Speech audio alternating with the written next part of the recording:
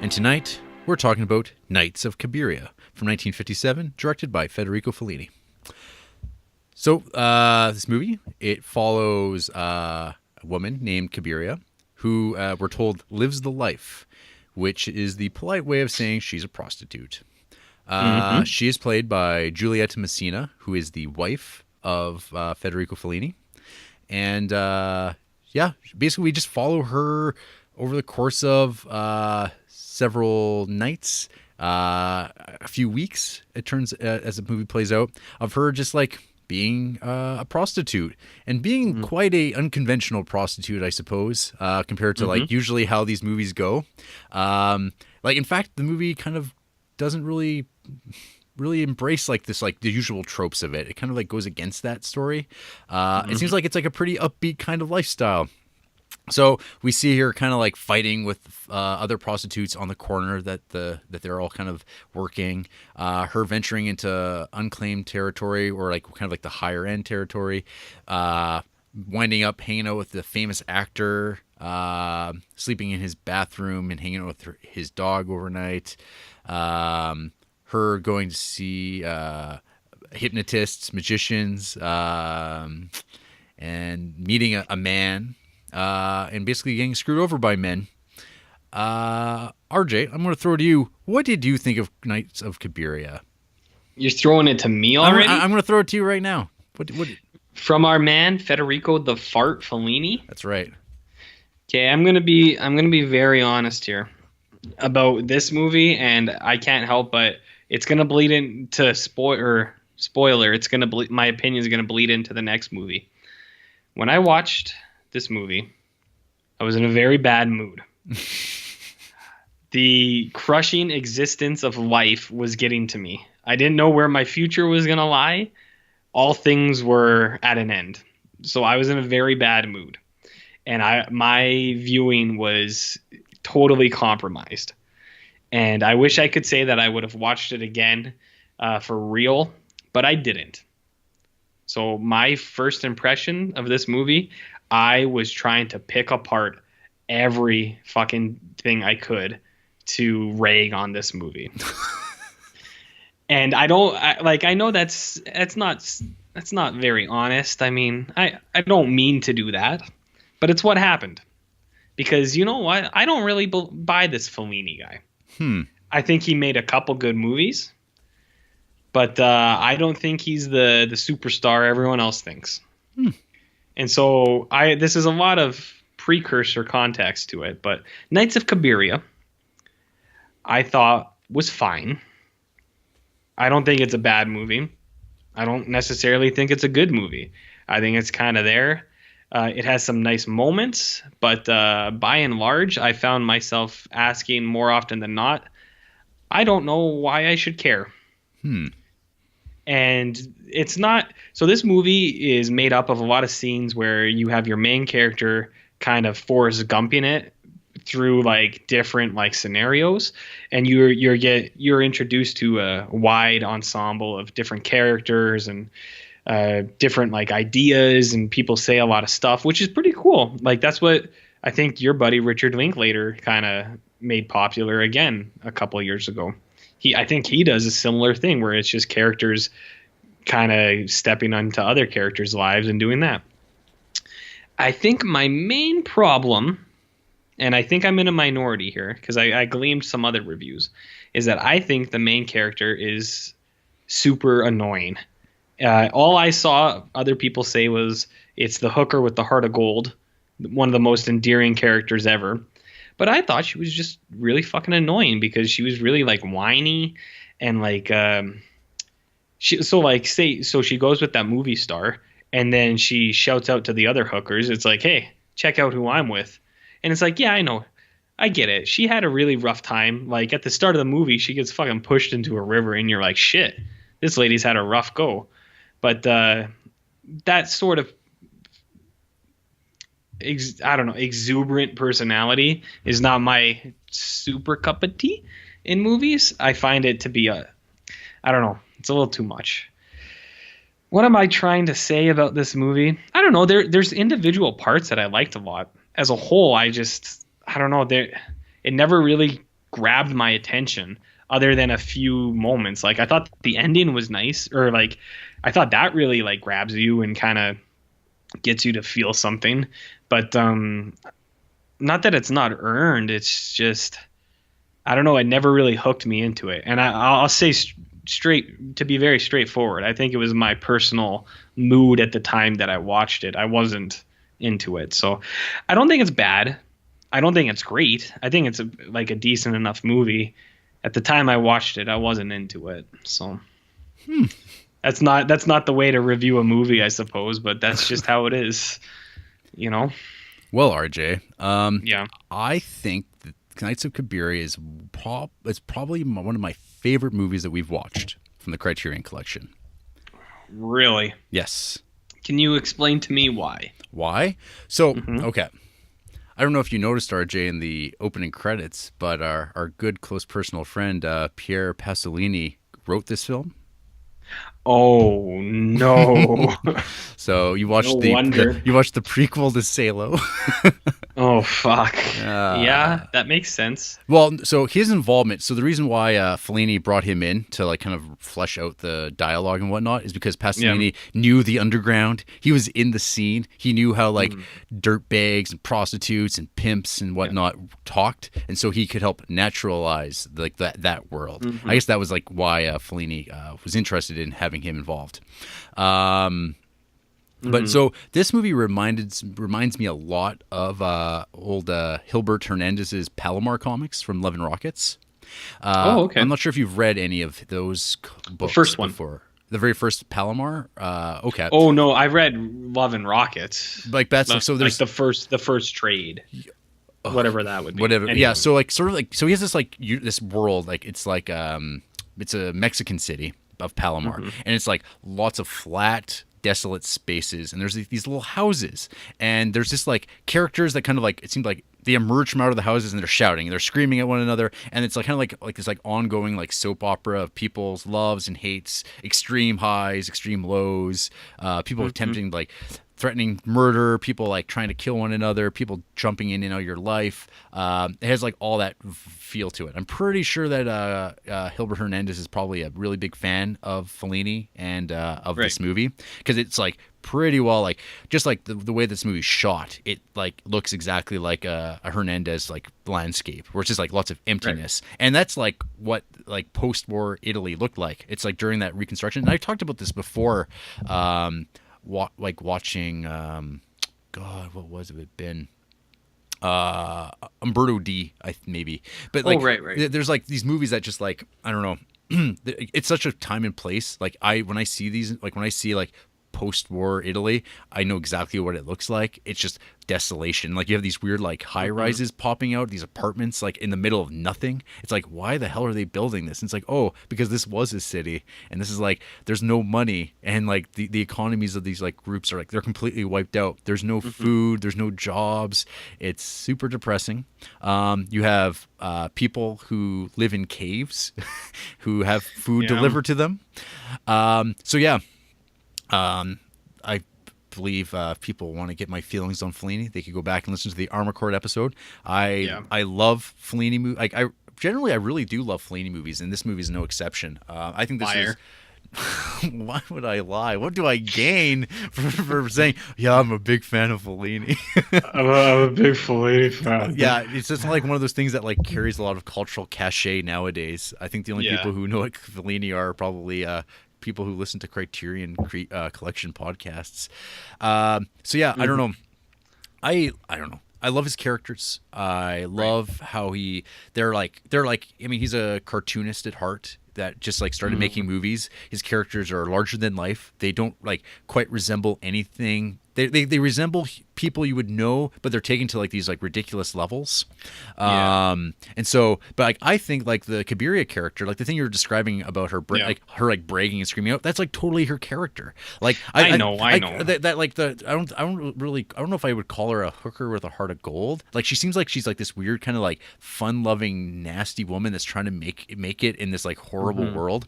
So like I was reading about this in context of like Fellini's career. So he started off like working on these like the Italian neo-realist movies, which are all very grim and like movies about just like day-to-day life and like very much like as the label would imply, realism and about real life. So this movie is like set during that era, like of Italian neorealism. But then he's starting to have his characters are emerging from that and like kind of placed on top of this. And so like then you start kind of getting like the Fellini-esque style that's emerging from that in like 1957. Because this is like before he's like started to become like his 8.5 La Dolce Vita type of director or like Armacord, which when he starts getting into color. Right. So like I don't know, I like that contrast of like sort of like the grimness of the subject matter, which is like it's about prostitution. One fun note is I was like realizing watching this, I'm like, there's a lot of movies about prostitution in the Criterion Collection, and a lot of those movies are actually also really good. Vivre la Seville, the Godard movie, that movie's like fucking awesome. I think this movie's fucking awesome. There's a list I made. It's just like, wow, it's like this pops up time and time again. And it's always like, oh yeah, it's always like male directors making movies about poor women having sex for a living. Right. But yeah, I don't know. Nino Rota doing the score. He's like the greatest of all time. I fucking love his scores. His movies like so encapsulate Fellini movies, which is a bummer in our next movie because he was dead in that one, so we don't get to hear him. Before we started recording tonight, I was listening to Nino Rota music, listening to that 8.5 theme, listening to the theme from our Armacord, and being like, oh god, this is so good. But yeah, I was reading Roger Ebert's great movies review for this movie. He kind of mentions that Giulietta Messina, like, he doesn't know this for sure, but he feels like she was like, her performance is very much in line with Charlie Chaplin. Which actually like, because like instead of like the mustache, she has those like really weird little like eyebrows, which like it's kind of like a cliche of like the painted lady, the painted whore. Like she's just wearing like bad crappy makeup because she doesn't know how to do it properly, but it has to like look extreme to like suggest sexuality. So she kind of plays that. And I mean, the weirdest thing with her character is like she's wearing socks with her shoes, and it's like this weird little detail because it's like super like that isn't like something that people would go, that's sexy. Like it's not. It's like like people go like people make it's like dad socks, and there she is walking around wearing socks with her shoes, and it's like it's kind of funny in this way because it's like, well, it's not really, it's practical. Like it probably is like far better for her feet to be wearing like socks with those shoes, like when you're like on your feet all the time waiting around for guys to come around to pay you money to have sex with them. It's like, I want to wear socks, it's comfy. And it's like so funny because it's like this sort of like like it's not self-aware, and it's just like this kind of moment where it's like it shifts her from being like the hard-bitten old heart of gold prostitute to sort of this like kind of like comedic character that's just kind of like bounding through this like dark world of where like the movie opens up with her like being like an attempted murder of her, where like but it's like, and it's so sad because it's like this scene where it's like this, because you watch the movie, it's a cold start. It's this guy and this girl, and they're running through hills, and they're laughing, they're having fun, and like it's like, oh, they're in love, what a great story. And then like they get to the edge of this like riverbank, and they're just standing around, and the guy's like looking around fishy, and then he just like grabs her purse and shoves her in the water and takes off. And that's the last time we see him. And so she's like, there's a whole extended scene of her like floating down the river, and like all these people are like lounging by the riverside, I guess as you do in Italy. There's one kid that looks like Jack from Lord of the Flies. And they're like, oh shit, there's a lady drowning. So they pull her out. You see them like manage to somehow save her from drowning, even though they don't really know what they're doing. And then she's super ungrateful and hateful and like, what the hell are you doing? Where's my man? Like, what is all this? And she like storms off, and everyone's like, what a bitch. Like, what's her problem? And she storms off. She breaks into her own house because her keys were in the purse from Giorgio, the guy who just tried killing her. And we never see him again. We get like the details kind of filled in that like this guy was like a mooch. And that's like kind of an interesting thing too. You don't see in these sides of the stories. It's like, yeah, usually it's like pimps taking advantage of women. This is just a story like this is a guy that was like her boyfriend, and he was like, she was paying for all his stuff, all his fancy clothes, while she's like out there actually working for a living, doing what she does. And then like the movie ends with like, you think that she, like I don't know, I was really drawn into this story. Like she goes to the magician, like she goes to the hypnotist show. She gets kind of like embarrassed, but like it's kind of like this real scene of like her spilling out her guts about like the sort of life that she wants, like just like anybody else. And then it turns out to all just be kind of for a comedic effect for the rest of the audience, and she feels super ashamed. There's lots of scenes of that happening with her. And then there's a guy in the audience who's like really like apparently moved by this story, and he starts trying to like romance her, and she's super standoffish. And like at the time I was like, oh, come on, open your heart up a little bit. Like this guy seems like the genuine deal, and like he's like, and it's totally, so it's working. Like he's like, this guy seems good, he's won over the audience, but she seems to be like hesitant.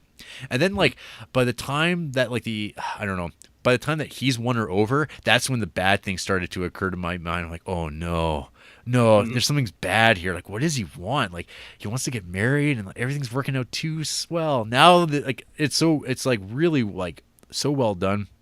And then she winds up once again on a riverbank in front of like, I don't know, like a giant like pool of water, a flooded out quarry, and we're back to the scene, and it's super tense. Really, it's like beautifully photographed, and it's just like, I don't know, it's like, man, and here we go again, and she's left on her own once again, and then we get the amazing ending. The super like fantastic like final sequence. She gets a parade for herself by a bunch of complete strangers who don't know who she is. I don't know. I think this movie is super amazing. I had never seen it before. I knew really nothing about it. I remember the poster or like the DVD art for it, and it was like, oh yeah, one day. So I love this movie. I think it's top notch. I think watching this in a bad mood might have ruined this for you, which sucks, because I doubt you're going to probably go out of your way to watch it anytime soon. Well, I'm glad that you liked it so much, and I'll say that since you liked it so much, I will rewatch it one day. One day, but it's like I said, I'm sorry that it played out like that. I was having a bad day, and I was like, well, I gotta watch these movies, so I'm just gonna watch them. And then it's just the way the cookie crumbles. Yeah, but no, it's like bad. It's too bad. I'm glad you really liked it though. Yeah, no, I think this movie's really good. There's like, I don't know, there's like the one scene that I thought was fantastic too, where they go to the church. So it's like, it's Italy, and it seems like every time I've watched a movie set in Italy, like in the countryside, there's a scene where everybody's walking up hills and like going to a church to beg for whatever, prediction, blah blah blah, and it's. In this movie, it's like I had this thought where I'm like, oh, it's always this scene where these people, they're doing bad things in their lives, or like they're making a living in a particular way, like be they're like old crippled gangsters or prostitutes or just regular old people that don't think they're doing enough, and they're all beg to Madonna and like ask for forgiveness and to be blessed, and then like after that's all done, they all go back to what they were doing before. And I was just like, oh, I'm like, that's so good. But then we actually had a moment where like Cabiria, she says the exact thing. She's like, nobody's changed. Like, she's so mad. Yeah. And I was like, fuck, like, good. Like, that's so great. Like, I had that thought, and then she thought it too. And I'm like, that's wonderful. I don't know. I love this Fellini guy, RJ. Oh, man. Federico the Fart Fellini. Yeah. He got you. Fun facts: this movie won Best Foreign Language Film in 1957. So that's two. We could almost start keeping track of the films that we've watched in the Criterion Creep that have won Best Foreign Language Film, as we just watched Black Orpheus last week, and that won in 1959. What won in 1958? I don't know. And this movie was produced by old Dino De Laurentiis. So back in 1957, that was one busy boy. I saw that, but I thought it was something other than Dino. I thought it was like Pagliano De Laurentiis or something. I was like, maybe it's his dad. No, that's an easy mistake to make right there. Dino and Pagliano.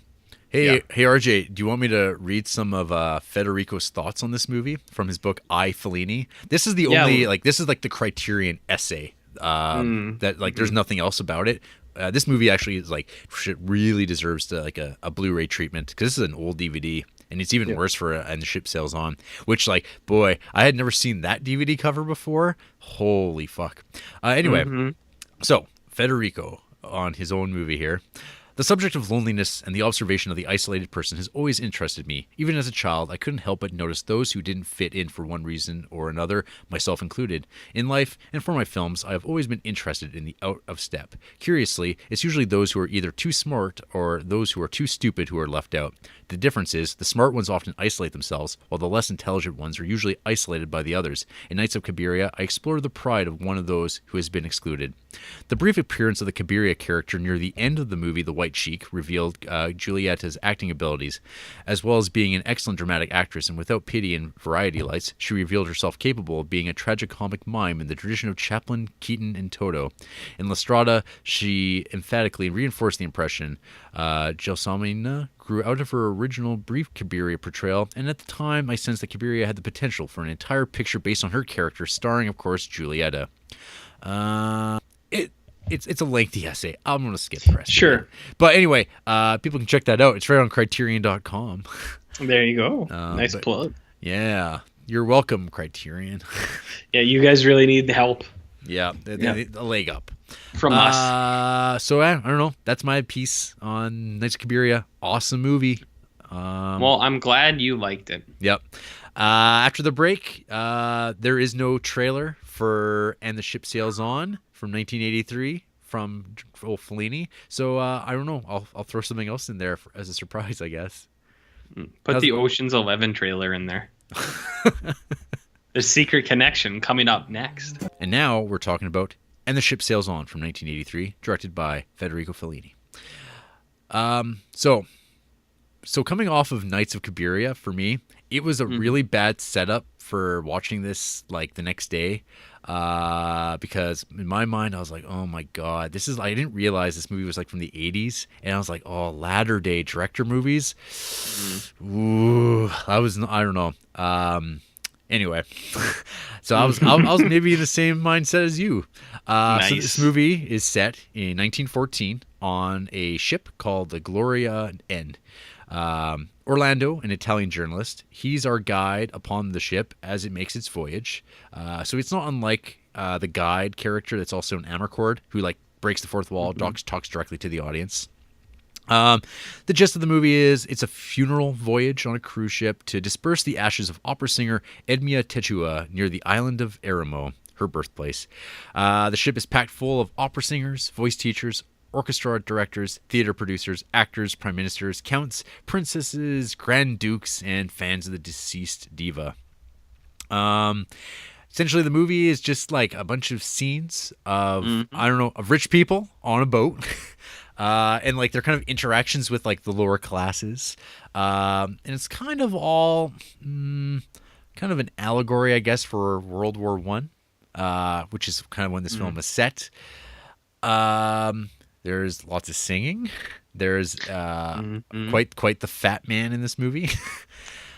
Josh Gad, you mean? No, there's hypnotized chickens. There's shitting rhinos. Serbian refugee assassins, and some big time fourth wall breaking. RJ, big time. What did you think of And the Ship Sails On? Well, Jer, I'm gonna lay it down like this because I always keep it real. So this movie I watched a day later. I wasn't in a bad mood anymore, but you know what happened? It took several attempts and multiple tries to watch this fucking movie. And it took so long, and because I had come off of a movie that I was like, this movie was in prime form as well. And because for some reason I decided that I hate Fellini, whether it's warranted or not. I'll be the first to admit that. I don't know if it's actually warranted, but I'm just going to be the guy who hates Fellini, I guess, whatever. I started this movie. And I was like, okay, all right, sure, okay, there you go. That's my live commentary of this entire movie. I felt like this movie was just a big amalgamation of all his other movies, like tropes and things that he does. Yep. And I don't know, man. I don't think I've even seen that many Fellini movies, like 4. I think this brings it up to 4. And I was like, man, I've seen all this stuff before. Like not this exact stuff, but This, it's I think like this would be your fifth because you've seen 8.5, right? yeah, okay, yeah, so five. So I was just like, I've seen all this before. Mm-hmm. And like that was one of the things in Knights of Cabiria that like not quite, this was just my own personal bias. Like there was the characters of like unhappy actor and like the director and then like a guy with sunglasses, I feel like it's just like Fellini Oh yeah. things. Oh no, So yeah. like You're not wrong. Like yeah. yeah. So like when this was on, it was like, all right, so it's just like a guy who's like making a movie and he's breaking the fourth wall. Okay. And then it's like these people that Fellini like likes to glamorize or not, or I don't know, maybe it's the opposite of what he's doing. And I was like, I've just kind of seen all this stuff before. And a lot of the movie, it was kind of in what I thought before. I was just like, I don't really know why I should care about any of these people. Like obviously he's making it, it's like, well, they're like rich pretentious like assholes, and like that's the point of like when the vagrants come, like there's like that contrast there. It's like, so yeah, I guess they're like not entirely supposed to be likable, but a lot of the time I was just like, I don't really know like what the point is. Like is it just that he has these big elaborate characters like say the medium who's got like the spooky hair and he's like very over the top? It's like, is it just because he like wants these characters to like come through? And I guess what you said, he's like a cartoonist maybe. Mm-hmm. So there was stuff like that. And then, so I guess to bring it all together, like, I don't think this is a bad movie. Mm-hmm. I just don't think it's a great movie either. Mm. The only time it really clicked for me was when there was the piano music and the guy watching like the 8mm movies. Yes. There's like a couple scenes where the guy's watching the old movies and the piano is playing a very specific song. And it was a song that was used by your buddy Steven Soderbergh in Ocean's 11 when they're at the Bellagio fountains. I think it's like, I don't think it was made for this movie. I looked it up one time. Like, I think it's like some guy's actual opera piano song or something. I don't know. Okay. It's like, yeah. So, I'll mention, so Nino Rota died before this movie was made a couple of years earlier. So this, of course, was like probably this was devastating to Fellini because like Nino Rota was like sort of the soundtrack to Fellini's movies. And so with this particular movie, which is like also a movie about music and stuff, he uses like all like pre-existing music to like kind of like encapsulate everything because he couldn't do what he would usually do, which is have these like super like upbeat, rambunctious sort of mumba like odes to life, which are like kind of like the Nino Rota sound, and so he used a lot of like classical music to kind of punch in there. Right. Yeah. So yeah, exactly. Like I really like the piano music, but that's not him. I just really like that song. I think it's good. But that was the only time in the movie that it really grabbed me was that song was playing, and then there's like it shows the characters kind of moving around the ship, and it looks great, and then you see like some nice character moments, like there's those two dudes bathing on the side of the boat, and you're like, yeah, cool. That was my thought. And then there's this thing where like kind of there's a sway to the picture, like it's moving like a boat would move, like it's swaying back and forth. That's cool. I don't know. There were certain moments that I thought really grabbed my attention, and then there was a lot of moments where I was just like, I don't care about any of this. And so again, maybe I'm being a little unfair. Maybe I should rewatch both of these movies one day long down the road. But I don't know. I was just like, I don't know about this Fellini guy. I don't know if it's me, if I'm going in with the wrong attitude. It doesn't help that I keep doing that. So I was thinking back. I'm pretty sure I liked Amarcord. But in my memory, I feel like I didn't like it just because I apparently want to hate Fellini. I think, yeah. I mean, so I don't think I don't know if I actually do. No, see, I recall that like Amarcord, you were going in not wanting to like it. I think you were like, I actually like this movie, but now you're living the gimmick, and exactly. now you can't. Now you can't like him. It's I don't mean to do that. I don't know how it happened. It's just like. If you were like, hey, this Fellini movie, it's amazing, we got to watch it, I'd be like, fuck no, I don't even like that guy. And I would just go in with that attitude. I don't know where it came from or why it happened. La Dolce Vita, that's where it happened. Because that movie is really long. It's so long. It's like 8 hours. That movie I don't. That movie I don't like. Yeah, nobody likes that movie. The movie sucks. So, anyways, like this ship sails on again. I think it has some nice moments. I Yeah. think it has some nice characters, but on the whole, I just can't find a reason why I should care. I don't know. Okay. What were you pro or con on the ships and the ship sails on? I am more so of the three that we've watched. It's my least favorite Okay. of between Amarcord and Knights of Cabiria.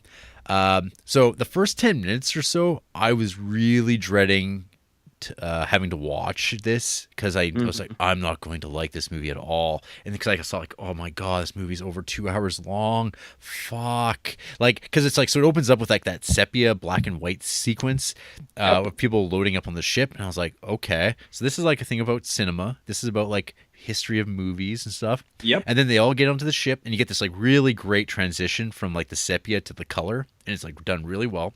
And then we have a bunch of like people all start singing opera on the ship, and on the dock as the ship takes off. And I was like, okay, like I don't care. I don't care about this. But then, Nice. but then they get to the dining room scene. And that's when we Oh yeah. that's when we get introduced to Orlando, our Hmm. protagonist, and he starts explaining everything. And I started thinking like, oh my, this is like a Wes Anderson movie, like I fucking knew you were gonna say yeah, that. I swear to God, yeah, I wrote that down in my book. yeah. And so like I was just like, yeah, no, this is like totally Wes Anderson stuff, and Yep. like because it's like it's always Bob Balaban in Moonrise Kingdom specifically Yep. that I was thinking of, and it's just like these scenes where like characters are shown, and like I love that the camera like when they're showing these people, they're like kind of like turning their heads over to see the camera, like they're being talked about by this because they actually are being filmed for a documentary essentially. Like and which I thought was like really interesting. I'm like, oh, there's a film crew inside this movie, making like a film or getting interviews and footage for film reels. And so like yeah, and again like it all lays out like I mean it's all the Fellini stuff that you know. It's like all these like extremely odd looking people that you don't see in real life ever, but like Yep. he finds these people, and they're all like in variousness of like they're either like super attractive, beautiful people, or like really like all over the place in between. Like they're like huge, big ears, hugely fat, massive eyes, little nose, little necks, little chins, big hair, dressed ridiculously, and they're just like you never know exactly what you're going to get. Because he just says like I don't know, he's making movies. He's like, well, movies don't have to look like real life. They can be whatever the hell you want them to be. I want characters to look like this because why the fuck not? Like they can't exist in real life, so they're going to exist in my movies, which I think is like really neat. And it's like kind of uniquely him. But I can see there being like, oh my god, what's the point of this? He's done this all before, but I guess like he doesn't have any other way of doing it. That's what he Hmm. finds interesting. And I think like this is like a common thing amongst like maybe more with like maybe European directors, but like I think a lot of directors that are these sort of visionaries that are guys that we can talk about by their name. Like there's like not a lot of like Yeah. guys that we call Fellini. There's like David Lynch. There's like Woody Allen. You know what I'm saying? Like there's Yeah. like these figures that like have these things that they go back to time and time again. And so this is a movie that like he's like at the end of his career. I think he only makes like two more movies after this, and then he's dead. Mm, But like I'm sure that good. they're all very similar to this. What a complaint here I have my notes is why does this movie look so grainy and washed out and kind of lousy? Yeah. So I don't know. Like I don't know if maybe he just like had like less money to make stuff by this point in his career, and so he was giving like substandard materials to make his stuff. Because Possible. that's a bummer. Because Amarcord didn't look, or maybe this DVD just looks like trash because it's old. It's just like early days stuff, and maybe the needs to get restored. But I don't know. This movie has like very few views on Hmm. Letterboxd compared to a lot of movies. It's like only like 800 or so. And like I was surprised by how few people I follow who've ever even watched this movie. Which I mean, it's a weird movie. I don't think it's not really well talked about. It's like no, Hmm. it's not talked about at all. It doesn't have much of a reputation. It was submitted by Italy as its Academy Award foreign language film in 1983 and was not even accepted. He got busted Well, out. He got take that, he Fellini. got busted out after all the other ones he got end of his Yeah. days. It's kind of a sad thing. Hmm. um, But yeah, no, like after the dining room scene, my opinion of this movie totally turned around, and I was like, yeah, this is a Fellini movie. And like I was like totally okay with like everything that kind of started off from that point on, because you just get all these scenes like weird scenes of like the opera singers go and visit the steam room, like the engine room, to like serenade the poor workers who just shovel coal into the ship to keep it going, and they start singing, and it's just like this weird like egos at play, and like they're just like, oh, we're helping out the poor people. The Grand Duke is like awesome because he's just like this great big fat man that like isn't allowed to like exist in movies anymore, it seems. Because they're just told to lose all their weight and everyone has to look exactly the same way. So that was cool. I like that. Going You're back, a sucker for the fat man. I love a good fat man in my movies. It's it brightens my day. What did you make of the rhino scenes? Like I have no idea what that's supposed to mean. that stuff is like, I don't know. Like it's just like I wanted a rhino, and like literally in the essay where it's just like the selection from I Fellini. What does he say here? What does he have to say about the rhinoceros is a distant cousin of the sick zebra I helped to wash when I was a boy, and the circus came to Rimini. My theory about why the zebra was sick is that he didn't have any sex in his life. How could he feel well? There was, after all, only one zebra in that circus. The rhinoceros is lovesick. Only one rhinoceros is the same as only one zebra. That's a big leap. That the rhinoceros and the zebra are fucking related, like cousins. Well, that's just like, I guess like that was this extrapolation of like, well, I don't know, I don't want a zebra on this boat. I want to have a rhinoceros, and it's just a scene with a goddamn rhinoceros. I mean, it's yeah. I mean, I was just like that, and then you get a scene of this like rhinoceros being lifted up and shitting all over the deck, and the horrible smell coming from it. Just like me. Just like you. And then we get the final scene about rhinoceros milk. I guess I wouldn't recommend it. No. Yeah. I'll co-sign on that. Yeah, I don't know what that meant, and I didn't when I watched it either. I was like, I don't know what this is supposed to be. Other than that's a rhinoceros, or kind of like a fake rhinoceros. I couldn't. Yeah, it's fake, but I mean they tried their best. Yeah, they tried their best making a rhino. That's good though. That's Wes Anderson-y. Yeah. And then so we get kind of into the political layer of this film. Which I think is like best done in the scene where the Orlando character kind of like pretends to be a fencer in the gym, and the Grand Duke. It basically sets up the interview between the Grand Duke and Orlando, and I think that scene's like really well done in the sense like it's political satire. Of just this idea of like language breakdown, because like how did we get into this international situation, World War One, and it's like, oh, it's all about language breakdown and language barriers, because they can't even like decide what the proper translation of edge and mouth are, like, and people start getting very aggressive very quickly and very heated until someone diffuses things. So I thought that was like a really well done scene.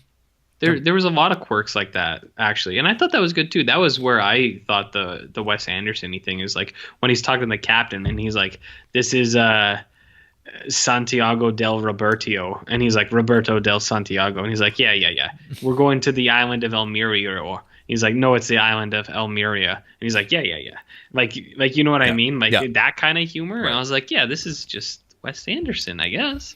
Yeah. I mean, there's like scenes where like Orlando like picks up the piece of the map showing you exactly where they're going. It's like, yep, there's that there too. I think a lot of movies have done that before. I think I've gone to that before. I think talking about M. Oh yeah. Yeah. Oh yeah. Oh yeah. So yes, I think like this. Yes. I like this movie. It is a little on the long side. Like once the Serbian refugees, shipwrecked people kind of get on there, it like there's like the long scene of them like performing and dancing on the deck of the ship, with like all the opera people kind of coming down and coming invested in their lives, saying, "Oh, they're just like real people with feelings."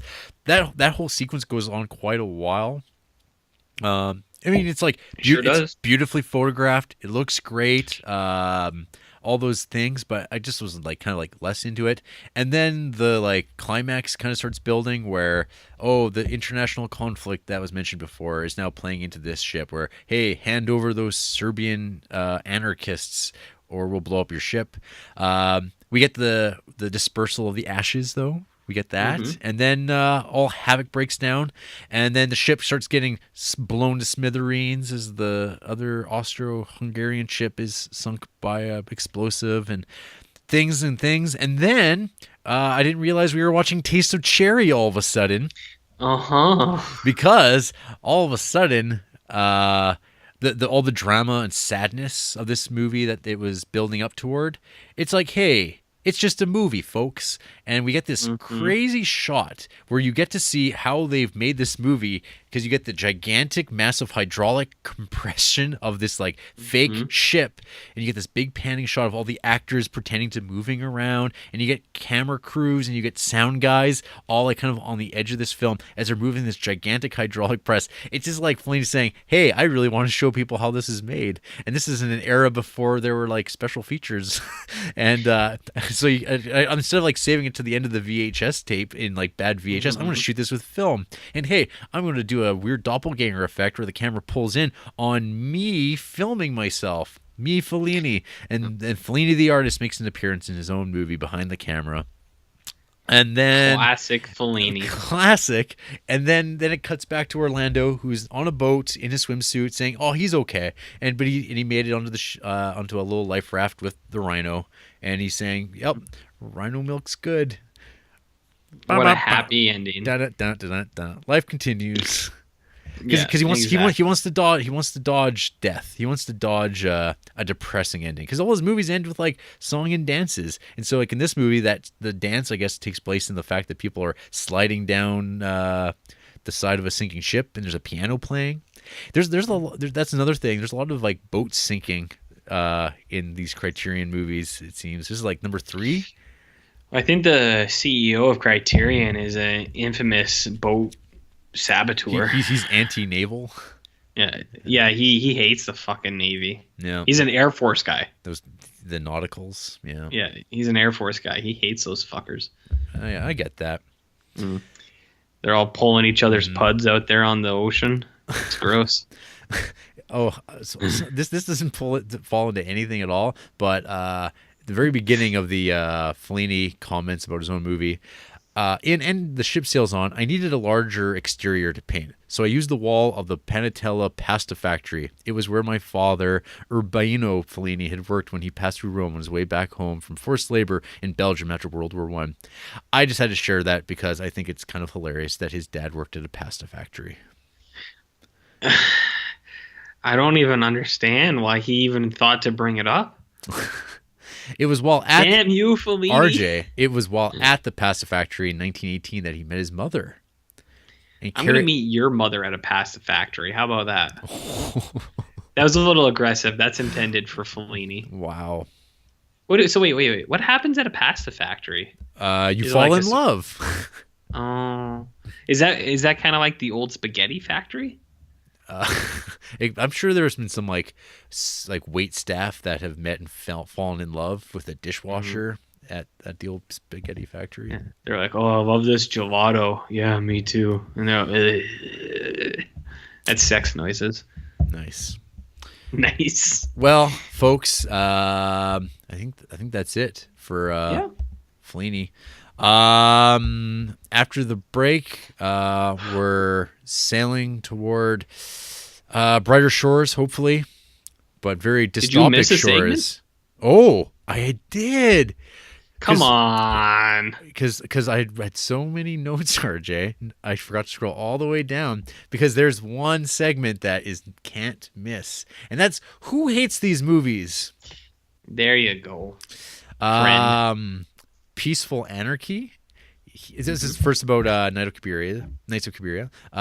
Peaceful Anarchy gave this 2 stars. There's like not a lot of 1-star reviews or half-star reviews.